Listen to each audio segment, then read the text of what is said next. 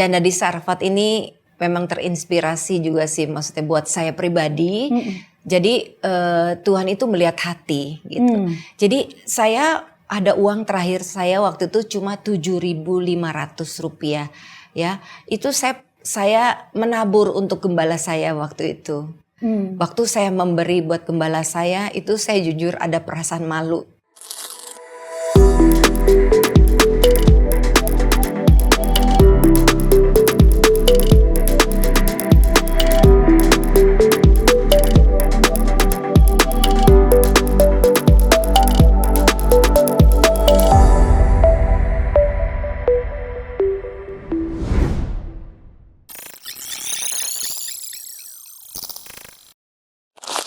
Lalu kalau bayar uang sekolah gimana? Bukannya kan sekolahnya di sekolah swasta. Apakah orang nggak berpikir gini, si Ibu Atin udah tahu nggak mampu. Kenapa sih sekolah ini sekolah swasta kan mahal? Iya. Nah, gimana tuh Bu Atin? Ada sih Bu, ada orang-orang memang yang melemahkan kita gitu. Di saat iman kita mau bertumbuh percaya sama Tuhan ya. Saya juga sempat dibilang begitu sama teman bahwa maksudnya kamu tuh harus berhikmat gitu loh. Berhikmat bahwa beriman boleh, bukan nggak boleh. Tapi ini sekolah mahal gitu. Tapi sekali lagi Tuhan membela saya Bu. Jadi anak saya di sekolah mahal pun anak saya bisa diterima gitu. Saya percaya karena waktu saya menghadap ke suster kepala untuk nego uang pangkal itu mapnya anak saya tuh di stikerin merah. Saya nggak ngerti apa maksudnya, tetapi waktu saya di interview, Ibu mau bayar berapa lama untuk uang pangkal? Saya bilang, suster boleh nggak saya cicil? Berapa lama? Yang paling lama ya suster, waktu itu saya 6 kali kalau nggak salah gitu. Jadi saya dapat keringanan, selain itu uang sekolah yang waktu itu udah mahal sekali, saya cuman kalau nggak salah 375 waktu itu, kalau nggak salah gitu. Karena ya itu yang karena stiker itu saya rasa mungkin saya dikasih spesial gitu. Iya. Jadi 2 juta bayar 3 anak uang sekolah, belum bayar listrik, belum bayar air. Iya, belum bayar air. Belum makan. Iya. Itu kayaknya sesuatu yang mustahil kalau tidak ada turut campur tangan Tuhan ya Bu. Iya, mustahil. Karena listrik juga ada pengalamannya Bu. Ya, gimana, Dimana saya pernah pagar rumah saya ditempel pemutusan listrik sementara gitu. Terus dimatiin kan. Nah kebetulan besok anak saya ulangan. Saya udah bilang sih sama anak-anak saya, besok kamu mau ulangan. Jadi hari ini belajar ya mumpung siang karena lampu kita sudah dimatiin PLN, saya bilang. Jadi anak saya sudah tahu sih maksudnya keadaan mamanya gitu ya, bahwa ini loh maksudnya mamanya tuh susah gitu. Jadi ya mereka berupaya untuk mungkin secara nalar otak mereka nggak sampai, tapi mereka ikutin gitu loh. Kalau dibawain apa juga mereka nggak pernah ngeluh gitu lah Bu gitu. Terus sampai akhirnya tiba-tiba Tuhan tuh ingetin hubungin PLN. Saya hubungin PLN, saya bilang Pak boleh nggak tolong nyalain lampunya, saya bilang itu. Terus orang PLN bilang, Ibu kita ini pakai vendor. Jadi kita tidak bisa hubungin vendor yang mana yang matiin listrik Ibu. Dia bilang gitu. Terus saya berdoa, Tuhan ini kan saya tinggal di komplek perumahan. Dan orang-orang tahu saya orang Kristen, anaknya Tuhan. Kalau nanti saya mati lampu sendirian, nanti kan Tuhan yang malu. Saya bilang begitu, itu doa saya. Tuhan yang malu, maksudnya saya anak Tuhan kok lampunya mati sendirian. Berarti kan tetangga saya tahu saya belum bayar gitu. Tapi Tuhan itu Bapa yang tahu kebutuhan dan ngerti gitu. Sekalipun doanya rada-rada konyol ya menurut saya. Rada-rada apa ya, marah sama Tuhan gitu. Nggak marah sih Bu. Cuma saya kayak ngomong, ya nanti Tuhan kan yang malu. Saya bilang gitu. Tapi saat itu kira-kira menjelang sore lampunya dinyalahin Bu. Jadi saya nggak tahu tuh, pokoknya vendor balik lagi kali ya Bu. Pokoknya nyala lampunya. Dan saya bilang Tuhan ini terakhir ya Tuhan. Ditempelin stiker pemutusan listrik sementara. Dan tidak akan pernah ada selanjutnya. Dan itu benar kejadian, nggak akan ada pernah selanjutnya. Cuma sekali-sekali itu aja. Buatin lucu banget. ada kata sedikit ancaman kepada Tuhan gitu. Iya. Ya, tapi Tuhan tuh baik ya. Baik banget. Benar. Seperti seorang ayah, seperti seorang papa ya. Iya. Sedikit diancam nggak marah dia. Dan awas loh, nggak boleh lagi ya. Oke Bu, itu kesaksian yang sangat luar biasa ya. Nah saya percaya bahwa kenapa Tuhan terus menolong Bu Atin gitu ya. Bisa banyak orang yang barangkali mengalami tantangan yang luar biasa juga dalam hidup. Rahasia apa yang membuat Bu Atin itu nggak pernah ujung-ujungnya nggak ada jalan keluar, betul kan Bu? Iya. Ya sampai mungkin ujung tanduk ada, tinggal uang 1.000 gitu kan? Bagaimana jalan keluarnya benar-benar udah ujung lah itu ya Bu ya. Tapi kemudian nanti Tuhan akan jawab, Tuhan selalu jawab. Kalau saya lihat kayak misalnya gini Bu, janda Sarfat, Ibu bagus banget mengambil itu ya, contoh janda Sarfat. Sebenarnya kalau kita lihat kisah janda Sarfat itu, ada sesuatu yang membuat ujian bagi dia dulu sebelum dia diberkati oleh Tuhan. Betul ya Bu? Iya. Janda Sarfat itu sebenarnya Elia datang kepada dia minta minum. Kemudian minta dibikinin roti, ya kan? Dia janda itu bilang, cuman ada segenggam tepung, sebotol kecil minyak ya. Tapi si Elia bilang, ya bikinin aku dulu. Betul kan Bu? Iya. Dia bilang ini aja aku nih sebentar pulang nih bikinin roti buat anakku. Kita mati abis itu. Iya. Tapi Elia seolah kejam ya. Ya terserah lah, udah begitu juga. Pokoknya bikinin aku lah gitu kan ya. Iya. Ujian itu datang kan. Maukah di dalam kekurangan kita itu memberi kepada orang lain? Iya. Nah, ujian itu datang ke janda Sarfat. Kalau dia bilang, nggak bisa lah. Kamu nabi kejam amat, aku aja udah mau mati nih, tinggal buat kita doang kok masih diminta. Iya. Nah, saya percaya bahwa di dalam kehidupan Bu Atin ada hal yang membuat hati Tuhan juga tergugah. Seperti halnya si janda Sarfat ini. Dia bukan marah pada Elia, sahabat Krostok, tapi dia justru menuruti apa yang Elia katakan. Ya, dia membuatkan roti untuk Elia dari kekurangannya. Kisah Ibu bagaimana? Jadi ya saya janda di Sarfat ini memang terinspirasi juga sih, maksudnya buat saya pribadi. Jadi Tuhan itu melihat hati gitu. Jadi saya ada uang terakhir saya waktu itu cuma 7.500 rupiah ya. Itu saya menabur untuk gembala saya waktu itu. Waktu saya memberi buat gembala saya itu saya jujur ada perasaan malu karena untuk gembala atau untuk pelayanannya gembala ya? Iya. Gereja atau gimana Bu? Untuk gembala, dia kan gembala kan kayak seperti Nabi Elianya gitu kan ya Bu. Jadi Bu. saya memberkati, terus saya bilang Pak saya mau nabur, saya bilang gitu. Terus gembala saya itu berdoa buat saya gitu.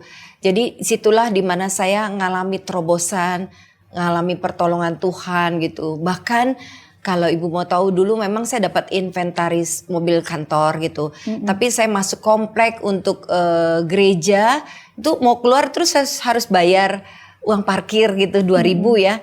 Itu saya berulang kali minta dari Ibu Gembala untuk bayarin saya uang parkir supaya saya bisa keluar. Jadi sampai sebegitunya hidup saya. 2.000 aja saya nggak punya. Gitu. Jadi di tengah kekurangan saya belajar memberi karena Tuhan tuh terlalu baik, selalu nolong saya. Jadi saya itu contoh misalkan saya diberkati orang dengan sekarung beras. Terus saya bilang Tuhan ini kebanyakan buat saya pengen kasih orang. Terus tiba-tiba Tuhan ingatkan si A misalkan. Terus saya bawa ke si A. Beras itu udah malam-malam waktu itu saya udah pakai baju tidur. Tapi saya belajar taat, ternyata dia itu untuk makan besok pagi sudah tidak ada beras gitu. Jadi saya susah juga punya temen yang susah juga gitu loh Bu. Jadi betapa waktu itu saya nangis, aduh Tuhan maksud saya susah gitu. Tapi saya bisa menjadi berkat buat orang juga yang kekurangan gitu. Gitu loh Bu. Jadi saya dididik Tuhan di tengah kekurangan saya untuk saya juga belajar menabur buat orang-orang yang menderita gitu. Oh, jadi itu sering terjadi seperti itu ya Bu? Yang tadi katanya cuma punya 7.500 tadi Iya, dia bilang. Maksudnya iya. itu diinvestasikan, dipersembahkan untuk gembala. Iya. Habis uang. Habis. Keluar parkiran aja mesti minjem. Iya, Oke, Ibu. tapi besoknya ada aja berkat gitu. Contohnya saya ikut Kersel ya, ikut Kersel. Terus teman saya tiba-tiba mampir ke Bank Mandiri. suruh ambil 2.500.000 gitu. Dia bingung karena di dompetnya masih lebih dari cukup, tapi dia ambil aja. Waktu di carousel, tiba-tiba Tuhan tuh bicara sama dia. Itu Atin gak punya uang sama sekali, kasih dia uang. Yang tadi kamu ambil di Mandiri. Jadi 2.500.000-nya itu dia gulung-gulung pakai kertas, terus langsung diserahin ke saya. Lah saya kan kaget. Saya kan gak, Tuhan memang pakai manusia untuk menolong kita. Tapi saya gak berpikir gitu. Gak berpikir dengan saya carousel, saya diberkati. Itu saya gak pernah berpikir. Iya. Jadi setiap kali Bu Atin menolong orang, ngasih beras gitu ya. Terus ngasih uang yang sisa-sisanya nih, jadi ingat kisah janda miskin ya. Iya. Ya Bu, janda miskin yang memberikan 2 peser, seduit gitu ya. Tapi Tuhan bilang dia memberi yang terbaik. Padahal dari nilainya kekurangannya. cuma segitu. Ada memberi dari kekurangannya. Segala yang ada dalam yang dia punya itu yang dia persembahkan. Jadi itu dialami Bu Atin juga ya? Berkali-kali. Telur juga saya pernah waktu itu nitip sama temen, tiba-tiba dia lebih beliin lebih banyak, terus saya kasih ke orang yang secara manusia nggak pernah, kayaknya nggak kekurangan, tapi begitu saya anter dia nangis, dia bilang udah berhari-hari anak saya perlu telur, tapi saya nggak punya uang untuk beliin telur gitu. Jadi saya, ya ampun, Tuhan saya kurang, tapi Tuhan pakai saya juga untuk memberkati orang gitu. Jadi sebenarnya mau atau tidaknya kita memberkati orang yang susah itu tergantung kita sih, bukan di tengah kita berkelimpahan baru bisa memberi, tapi waktu kekurangan juga Tuhan kasih kesempatan kita untuk menabur buat orang lain yang menderita. Kamu banyak orang mungkin kalau dapat beras lebih, telur lebih, wah kebetulan nih dari perlunya untuk berapa hari bisa jadi 2 minggu misalnya gitu ya, disimpan sendiri gitu ya Bu ya. Tapi Bu Atin nggak berpikir begitu ya? Dengan saya memberi lagi beras, besoknya datang lagi, sekarung lagi. Jadi nggak berkesudahan gitu, saya dipelihara Tuhan. Seperti janda Iya, ajaib banget. Tapi karena respons Bu Atin juga luar biasa. Pada waktu Bu Atin memberkati orang, apakah terpikir begini, ya biasanya sih kalau aku berkati orang lain, Tuhan kirimin aku lagi nih. Gitu. Apakah terbersit seperti itu jadi semacam pola? Ya udah tiap kali aku dapat aku kasih karena besok aku dapat 2,5 juta misalnya gitu. Atau gimana tuh Bu? Saya nggak pernah berpikir begitu Bu. Saya cuman gini, saya sudah banyak ditolong Tuhan. Jadi kalau ada lebih itu istilahnya tuh saya wajib gitu. Berbagi berkat dengan orang lain. Karena Tuhan juga udah mengasihi saya, Tuhan juga udah menolong saya. Saya pengen juga jadi saluran berkat buat orang lain, mereka merasakan pertolongan Tuhan lewat hidup saya gitu. Jadi dengan saya menabur, saya nggak berharap itu kembali kepada saya. Sekalipun firman Tuhan berkata barang siapa menabur banyak dia akan menuai banyak gitu kan. Tapi saya nggak begitu. Saya pokoknya saya ada gerakan untuk memberi, ya saya memberi aja gitu. Selagi ada kemampuan saya untuk memberi, saya beri aja terus gitu. Sampai suatu kali pernah saya ada uang waktu itu 1 juta kalau nggak saya lupa dah. Saya pokoknya bisa dapat uang apa saya jual sesuatu, pokoknya saya dapat uang. Anak saya sampai bilang, oh mama duitnya banyak. Oh enggak, ini bukan buat kita, buat orang miskin. Itu malam.